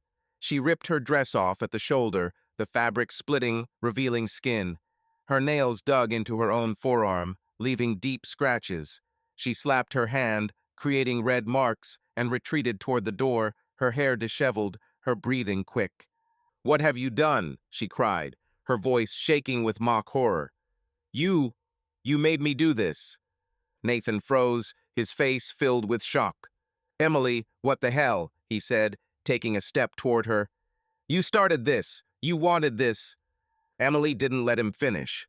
She threw open the door and ran out into the hallway, her heels clicking loudly. She burst into the main room, where the music was still playing and her colleagues were dancing. Stopping in the middle of the crowd, she shouted, her voice cutting through the noise. "Nathan, he dragged me into the meeting room and attacked me." The room froze. The music continued to play, but the laughter and conversations had died down. Her coworkers turned to look at her, their faces filled with shock. Caitlin, standing at the bar, dropped her glass, which shattered on the floor. Sarah gasped, covering her mouth with her hand. Dan, holding a plate of appetizers, set it down on the table, stepping toward Emily. "Emily, what are you saying?" he asked, his voice shaking. "Is it true?" Emily nodded, her hands shaking, her eyes filling with tears. She clenched her fists to make them appear. He said he wanted to talk about the project," she sobbed. "And then, he started pestering me. I tried to pull away, but he wouldn't let go." Caitlin ran up to her, grabbing her by the shoulders. "Oh my God, Emily, are you okay?" Her eyes darted over her torn dress, the scratches. "What did he do?" "I don't know," Emily said, hanging her head. He just attacked me." Nathan emerged from the conference room, his shirt unbuttoned, his belt hastily fastened, looking dazed, holding a glass in his hand. "Don't come near me," she screamed, her voice full of panic. "You know what you did." Margaret Lindsay, the department manager, pushed her way through the crowd, her face stern but her eyes worried. "Silence," she said, her voice sharp. "Emily, explain what happened." "Nathan, don't say anything. Someone call the police." Emily swallowed, her hands shaking. "He said he wanted to discuss the project," she began, her voice breaking. "I went with him, and he started touching me. I tried to stop him, but he wouldn't listen." Nathan stepped forward, his face red with anger. "That's a lie," he said, pointing at her. "She kissed me, she started it all. I didn't do anything against her will." The crowd buzzed, colleagues exchanging glances and whispering. Caitlin held Emily, but her eyes were full of doubt. She had seen Emily flirting with Nathan all evening, and now she didn't know what to believe. Margaret raised her hand for silence. "That's enough," she said. "I'm calling security. No one is leaving until we figure this out." Emily clung to Caitlin, tears streaming down her cheeks. She knew she looked like a victim. She had done everything she could to make her accusation seem credible. Nathan stood to the side, his face a mixture of fury and confusion. Emily felt a dark satisfaction, but her heart was still pounding. The Sterling and Associates office on the 10th floor of a downtown Chicago skyscraper was in chaos. The party music was still playing, but the laughter and conversation had given way to a worried hum. Emily Walker stood in the middle of the room, her black dress torn, the cuts on her arm bleeding, her hair disheveled. She clung to Caitlin, her friend, shaking and sobbing, her eyes full of tears. Her scream that Nathan Clark had attacked her hung in the air like an explosion. It was 9:45 p.m. on a Friday. Her co-workers glanced at each other, unsure of what to do, while Nathan stood at the entrance to the conference room, his expression a mix of anger and confusion. Margaret Lindsay, the department manager, tried to take control of the situation. Her voice cut through the noise of the crowd. "Everyone, calm down," she shouted, raising her hands. "The guards are already on their way. No one is going anywhere." Emily sobbed, dropping her head onto Caitlin's shoulder. He just jumped on me," she muttered, her voice shaking. "I didn't mean to." Caitlin held her, but her face was tense. She had seen Emily flirt with Nathan all evening, laughing, touching him, pouring him more wine. Now, looking at the torn dress and the scratches, Caitlin didn't know what to believe. She wanted to support her friend, but doubts gnawed at her. "Emily, are you sure?" she whispered, so no one could hear. You were with him all evening." Emily looked up, her gaze full of pain. "Caitlin, do you think I made this up?" she said, her voice breaking. "Look at me." Caitlin swallowed, not answering. She didn't want to argue, not now. She just hugged Emily tighter, looking out at the crowd. Her silence was her only answer. Two guards in black uniforms burst into the room, their radios crackling. Margaret pointed at Nathan. "There he is," she said, her voice cold. "Hold him until the police arrive." Nathan stepped back, raising his hands. "This is some kind of mistake," he shouted, his voice full of indignation. "I didn't do anything. She invited me there herself. It was her choice." The guards approached him. One grabbed his arm, the other stood between him and the crowd. "Calm down," said the first guard, his voice firm. "Come with us, we'll sort this out. Let's figure it out." Nathan pulled his hand away, his face turning red. "She's lying. Ask her why she kissed me. Why did she start all this?" Emily shuddered, clinging to Caitlin. "He's lying," she said, her voice growing louder. "I tried to get away, but he wouldn't stop." The crowd buzzed, colleagues whispered. Sarah, standing next to Dan, shook her head. "I saw them dancing," she murmured, her voice quiet. She didn't look. Scared. Dan frowned as he looked at Emily. "But look at her dress," he said. "It doesn't look like dancing." Margaret turned to the crowd. "Enough gossip," she barked. "Nobody knows anything. We're waiting for the police." Emily looked down, her hands shaking. She could feel her colleagues' gazes, their doubts, but she knew that her appearance, the torn dress, the scratches, the tears spoke louder than words.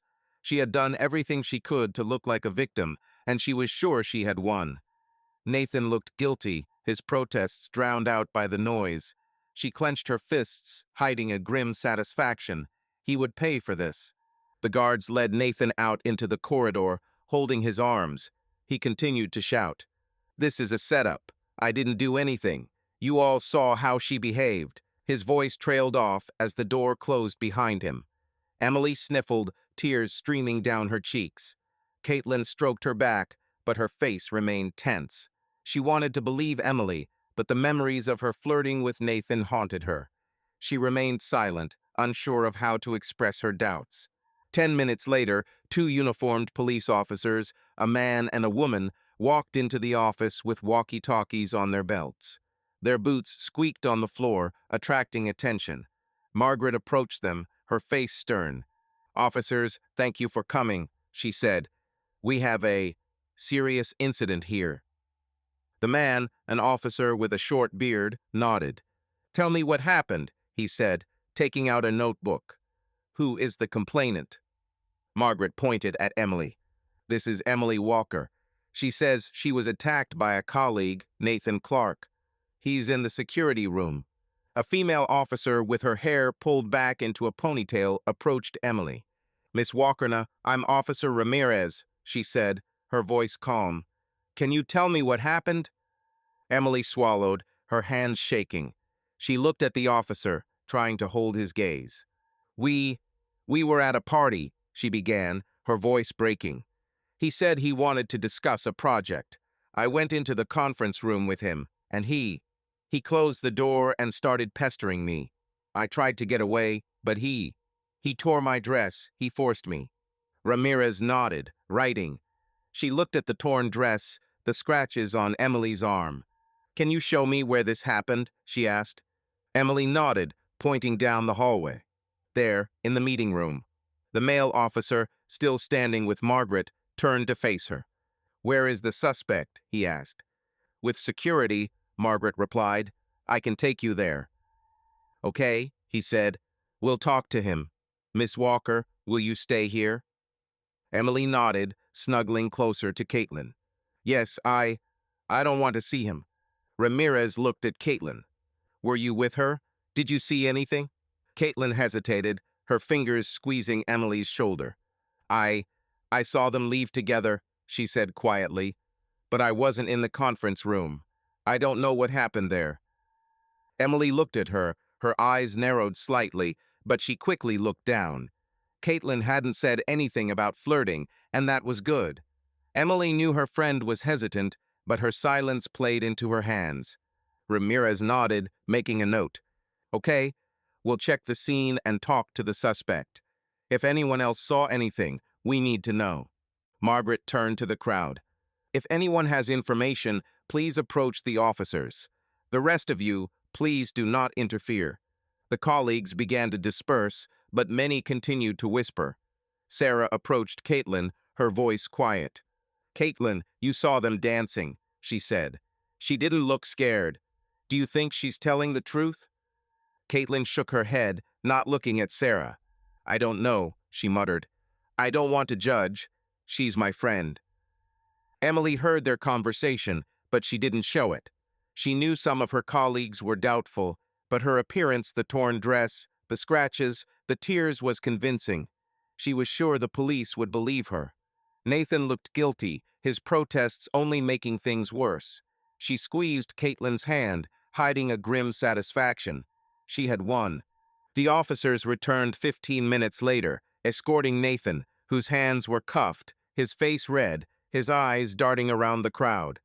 That's a lie, he shouted, looking at Emily. You started this. Tell them you saw her flirting with me. Emily winced, hiding behind Caitlin. He's lying, she said, her voice weak. He's trying to turn everything upside down. Officer Ramirez looked at Nathan. Mr. Clark, you can talk at the station, she said. We're taking you in for questioning. Nathan shook his head, his voice becoming quieter. It was her idea, he said, looking at Margaret. She wanted it. I'm not a rapist. Margaret pressed her lips together, not answering. The officers led Nathan away, his footsteps echoing down the hallway. Emily watched him go, her tears drying. She felt the tension easing. The police had taken him, and her colleagues had seen her state. She had done everything perfectly. Ramirez turned to Emily. Miss Walker, we need you to go to the station and give a statement, she said. We'll also call the paramedics to examine you. Is that okay with you? Emily nodded, her voice weak. Yes, of course. I want him to answer. Caitlin looked at her, her eyes full of worry. I'll go with you, she said quietly. You shouldn't be alone. Emily squeezed her hand, but didn't answer. She knew Caitlin was hesitant, but it didn't matter. The important thing was that Nathan was arrested. She had won, and no one could take that away from her. At least, that's what she thought. The Chicago police station on South Kedzie Avenue was cold and loud. Emily Walker sat in the interrogation room, her hands fiddling nervously with the hem of her torn black dress. Across from her at the desk, Officer Ramirez sat leafing through a legal pad of notes. The clock on the wall read 2:30 am Saturday. Emily had just finished giving a statement, recounting how Nathan Clark allegedly assaulted her in a conference room during a Sterling and Associates party. Her voice was shaking, her eyes were red from crying, but inside she felt confident. She looked like a victim, and the police seemed to believe her. But what she didn't know was that the truth was already beginning to emerge. Officer Ramirez looked up, her face neutral. "Miss Walker," she said, her voice calm, "we've gained access to the security cameras in the conference room. Did you know they were there?" Emily froze, her fingers tightening in the fabric of her dress. She hadn't thought about the cameras. There were plenty of them in the office, but the conference room felt safe to her, quiet, private. She swallowed, trying to stay calm. "No," she answered, her voice weak. I I didn't know." Ramirez nodded, making a note. "Good. We also received an audio recording provided by a private citizen. It includes your conversations with Mr. Clark during the party. Is there anything you would like to add to your testimony before we continue?" Emily felt her heart sink. An audio recording? She had no idea what it was. Her mind raced, but she shook her head. "No," she said quietly. "I told it all as it happened." Ramirez looked at her, her gaze heavy. "Okay, sit here. I'll be back soon." She walked out, closing the door. Emily was alone, her breathing ragged. She stared at the table, her hands shaking. Cameras, audio, she hadn't accounted for this. But she still hoped that the sight of her, the torn dress, the scratches, the tears would outweigh it. She clenched her fists, telling herself that she had done the right thing. Nathan deserved it. In the next room, Nathan Clark sat with another officer, his hands free of handcuffs. His shirt was wrinkled, but he looked calmer than he had hours earlier. The officer, a man with a short beard, showed him a tablet with the video footage. "Mr. Clark, this is footage from the conference room," he said. "Take a look and tell me what you see." Nathan leaned in, looking at the screen. The video was clear. Emily entering the conference room, him following her. She closed the door, leaving it ajar. They spoke, she came closer, put her hand on his shoulder. Then she kissed him, her movements confident. Nathan pulled back, looking at the officer. "See," he said, his voice firm. "She started. I didn't force her." The officer nodded, rewinding the video. "We also hear her say, 'Don't stop.' Does that fit with your version that it was consensual?" "Yeah," Nathan said, rubbing his neck. "I don't understand why she's doing this. She's been flirting all evening, and then, this." The officer turned off the tablet. "We have another audio recording. It confirms that you were talking about the project, and then she changed the subject, became provocative. We're letting you go, Mr. Clark, but you need to be available for further questions." Nathan nodded, his face tired. "Thank you. I just want this to end." Meanwhile, in the interrogation room, Emily waited, her fingers fiddling with the edge of the table. The door opened and Ramirez and the second officer walked in. Their faces were serious. Ramirez sat down, placing the folder in front of her. "Miss Walker," she began, "we've reviewed the video. It shows that you initiated physical contact with Mr. Clark. You kissed him, you directed his actions. That doesn't match your testimony." Emily felt the blood drain from her face. It's not true," she muttered. "He made me. You don't understand." Ramirez opened the folder, removing the printout. "This is a transcript of the audio recording. Here you say, 'and you,' or are you just talking bravely, and later, 'keep going'?" "That sounds like agreement, Miss Walker. Care to explain?" Emily shook her head, her eyes filling with tears. "It's not like that," she said, her voice shaking. He manipulated me. I was scared." The bearded officer standing at the door spoke. "Miss Walker, false reporting is a felony in Illinois. Code 720 Ilks 526-1 provides up to a year in prison for such slander. We are giving you a chance to reconsider your testimony." Emily froze, her breathing became ragged. She hadn't expected this. She thought that her appearance, her tears, would convince everyone. I didn't lie," she squeezed out. "It's his fault." Ramirez sighed, closing the folder. "Emily Walker, you are under arrest for false accusation and slander. You have the right to remain silent. Anything you say may be used against you in court. You have the right to an attorney." Emily didn't hear the rest. Her hands shook as the officer cuffed her. She looked at the floor, her thoughts racing. Cameras, audio, she hadn't accounted for this. She'd been so sure she'd won, that Nathan would pay. But now it was all coming apart. Meanwhile, Jacob Walker sat in his pickup truck in the police station parking lot. His phone vibrated a text from Robert Hayes, the private investigator he'd hired 3 weeks ago. Tags turned over to police. Video and audio from the bug confirm Emily initiated contact. Call if you need to discuss. Jacob stared at the screen, his fingers tightening on the phone. He knew the bug in Emily's bag was recording her conversations, but he hadn't expected this. He'd imagined an affair, stress, anything but this. Jacob got out of the car, rain lashing his jacket. He walked into the station, his boots squeaking on the wet floor. In the hallway, he saw Caitlin sitting on a plastic chair, her face pale. "Jacob," she said, standing up. You know?" He nodded, his voice hoarse. "Robert told me. Video, audio. Is it true?" Caitlin looked down, her hands clutching her purse. "I saw her flirting with him," she admitted quietly. "But I didn't know she planned it. She's my friend, Jacob. I didn't want to believe it." Jacob clenched his fists, his jaw tensing. "She lied to me. She lied to everyone. Why?" Caitlin shook her head. "I don't know. She hasn't been herself for the last few weeks, but I didn't think she would go this far." Jacob turned away, looking at the door where Emily was being held. He felt his world crumbling.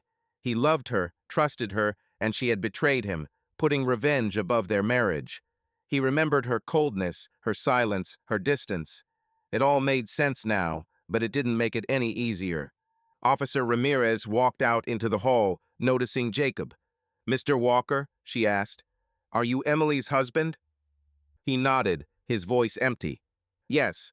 What's wrong with her?" "She's under arrest for false accusation," Ramirez said. "We have evidence that she initiated contact with Mr. Clark and falsely accused him. She will remain in custody pending a hearing. You may wish to retain an attorney." Jacob nodded without answering. He felt the anger and pain fighting inside him. He wanted to see Emily, to ask her why she did this, but he knew he wasn't ready. Not now. Caitlin touched his arm. "Jacob, I'm so sorry," she said quietly. "If there's anything I can do." "It's nothing," he snapped, walking away. "I'll figure it out." He walked out of the station, the rain pounding his face. He got into his car, his hands gripping the steering wheel. Emily, the woman he had loved for 7 years, was capable of this. He didn't know how to live with it. He started the engine but didn't drive, staring at the wet windshield. The truth had come out, but it hadn't set him free, it had crushed him. Courtroom 304 in the Cook County Criminal Courthouse in Chicago was cold and sterile. Emily Walker sat at the defense table, her handcuffed hands resting on her lap. She wore a gray prison jumpsuit, her normally neatly coiffed hair pulled back into a loose ponytail. Across from her at the lectern, Judge Richard Kelly, a stern-faced man in his 60s, stood shuffling through paperwork. It was 10:30 a.m. on Monday, February 19, 2026. 3 months had passed since the night at the Sterling and Associates party when Emily accused Nathan Clark of assault, and now she was on trial for false accusations and slander. She looked at the floor, her face pale, but inside she still clung to the hope that her lawyer would find a way to reduce her sentence. Her lawyer, Melissa Thorne, a woman in her 40s with short dark hair, stood nearby holding a folder of documents. She tried to appeal to Emily's past to gain the court's sympathy. "Your Honor," Thorne began, her voice confident but controlled, "my client suffered trauma in her youth that influenced her actions. She did not act out of malice, but out of emotional distress. We ask that you consider probation or community service in lieu of jail time." Judge Kelly looked up, his gaze hard. "Miss Thorne," he said, his voice low and clear, "I have reviewed the case file. The surveillance video and audio recordings clearly show that Miss Walker initiated contact with Mr. Clark and knowingly created a false accusation. This is not an emotional breakdown. This is a premeditated crime. Is there anything else the defense can offer?" Thorne swallowed, glancing at Emily. "We admit guilt, Your Honor," she said, "but please consider that Miss Walker has lost her job, her reputation, and her marriage. She has already suffered significant consequences. Emily hung her head, her fingers curling into the hem of her jumpsuit. She knew her chances were slim. The video from the conference room where she'd kissed Nathan and directed him, and the audio from the bug that had recorded her provocative words were irrefutable. She could still remember that moment at the police station when Officer Ramirez had shown her the printout of her words. "And you? Or are you just talking boldly?" It had destroyed her lie. The prosecutor, a man in a formal suit, stood up. "Your Honor," he said, "false reporting under Illinois Code 720 Ilks 526-1 is a Class 4 felony, given the public mischief and damage to Mr. Clark's reputation. The prosecution is seeking a prison term to emphasize the seriousness of the crime." Judge Kelly nodded, closing the folder. "Miss Walker, stand up," he said. Emily stood up slowly, her legs shaking. She looked at the judge, trying not to cry. "Emily Walker," he continued, "you are found guilty of false accusation and slander. Based on the evidence and the willful nature of your actions, the court sentences you to 1 year in the Illinois State Penitentiary and a fine of $2,500. Your sentence will begin immediately." Emily felt her knees buckle, but she held on, clenching her fists. 1 year. She had expected it, but the judge's words still hit like a hammer. The bailiff came to lead her away, but she turned to her lawyer. "Melissa, can I talk to my husband?" she asked, her voice hoarse. Thorne nodded, glancing around the room. "I'll arrange a visit," she said quietly. "But Emily, be prepared. He may not want to talk." Emily nodded, her eyes filling with tears. The bailiff took her elbow, and she walked out of the courtroom without looking back. She knew Jacob was there in the back row, but she couldn't bring herself to look at him. She could feel the pain and anger in his eyes, and it was worse than any sentence. 3 days later, on a Wednesday, Emily sat in the visiting room of the women's prison in Decatur, Illinois. The room was gray, with plastic chairs and a table divided by a glass partition. She waited for Jacob, her hands fiddling nervously with the sleeve of her jumpsuit. She hadn't seen him since that night at the police station when he'd learned the truth from the tapes. She knew he'd filed for divorce. The papers had arrived last week, but she still hoped she could explain something he'd understand. The door opened and Jacob walked in. His face was tired, dark circles under his eyes, his hair disheveled. He sat down across from her, not looking at her, his hands on the table. Emily swallowed, her voice weak. "Jacob, thank you for coming," she said, leaning toward the glass. I wanted to see you so much." He finally looked at her, his eyes cold. "Why?" he asked, his voice even but pained. "To lie again?" Emily shook her head, her eyes filling with tears. "No, I'm not lying. I want to explain. It wasn't about you, Jacob. It was about him. About Nathan. He ruined my life back in college. I had to do something." Jacob clenched his jaw, his fingers curling into fists. "Ruined your life," he said, his voice growing louder. "What did you do to us? You planned this, Emily. You lied to me, you lied to everyone. You chose revenge over us." "I didn't mean to hurt you," she said, her voice breaking. "I wanted him to pay. He hurt me, Jacob. I was young, and he took advantage of me, and I lost everything. I couldn't let him win again." Jacob shook his head, his eyes full of anger. "You could have told me," he said. "I was your husband. I would have helped. We would have found a way. But you chose to lie. You slept with him to frame him. Do you even realize what that looks like?" Emily hung her head, tears streaming down her cheeks. "I know," she whispered. "I hated myself for it. But I thought it was the only way." "The only way?" Jacob leaned closer to the glass, his voice quieter but harsher. "You ruined our lives, Emily. I trusted you, and you betrayed me. I can't forgive that." She looked at him, her eyes full of despair. "Jacob, please," she said. "I love you. We can start over. I'll do my time. I'll change. Don't leave me." He turned away, his hands clenching. "I filed for divorce," he said, his voice empty. The papers are already in court. I can't live with this, Emily. You chose revenge over us. Now live with it. Emily sobbed, her hands pressing against the glass. Jacob, no, she whispered. Please. He stood up without looking at her. Goodbye, he said, and left without turning around. Emily remained seated, her tears falling onto the table. She watched the door close, feeling her world crumble completely. She had lost everything: her career, her marriage, her freedom, all because of a thirst for revenge that now seemed empty. A week later, Emily sat in her cell at the Decatur prison. The room was small, with gray walls, a narrow bed, and a metal toilet. A single barred window looked out onto the prison yard, where it was snowing. Emily sat on her bed, looking out the window. Her eyes were empty, her face drawn. She thought about Nathan, who, rumor had it, had quit Sterling and Associates and left Chicago. He was free, and she was here. She remembered Caitlin, who had visited her last week, the only one who hadn't turned away. Caitlin had said, "I don't understand why you did this, but I'm still your friend."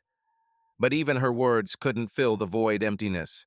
Emily lost Jacob, the man who loved her, for revenge that brought nothing but pain.